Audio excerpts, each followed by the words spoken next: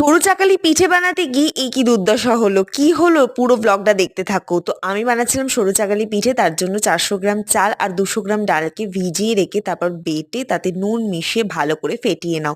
তাহলেই আমাদের batter ready হয়ে এবার গেছে। আসি আর পিঠে বানানোতে। তবে ১ম এই আগে শেয়ার করি জানো তো আমার ঠাকুমা এইভাবে পিঠে বানাতো। এই যে বেগুনের যে বোটাটা হয় না সেটাকে ছাড়িয়ে অয়েল ব্রাশ হিসেবে ব্যবহার করত।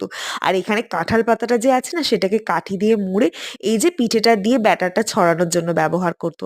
আগেকার মানুষের বুদ্ধির কিন্তু কোনো জবাবই হয় না। কিন্তু আমার এখানে গন্ডগোল হয়ে গেছে। আসলে প্যানটার ননস্টিকটা একেবারেই খারাপ হয়ে তাই গেছে। আমি সঙ্গে, সঙ্গে অন্য একটা প্যানেই ট্রাই করলাম। দেখলাম একদম পারফেক্টলি উঠেছে। তাই আমার ব্যাটারটার কোনো গন্ডগোল হয়নি। গন্ডগোল ছিল হচ্ছে ননস্টিক প্যানটায়। তাই বলব অবশ্যই ঠিকঠাক একটা ননস্টিক প্যান দেখেই করো। নাহলে আমার মতো দুর্দশা হবে। তো এখানে তারপর এক, এক করে আমি সমস্ত পিঠেটা করে নিচ্ছিলাম। শুধু পিঠে বানালেই হয়, কেমন খেতে হয়েছে সেটাও তো জানাবো নাকি? তার জন্য অবশ্যই নেক্সট ব্লগটা দেখতে ভুলো না।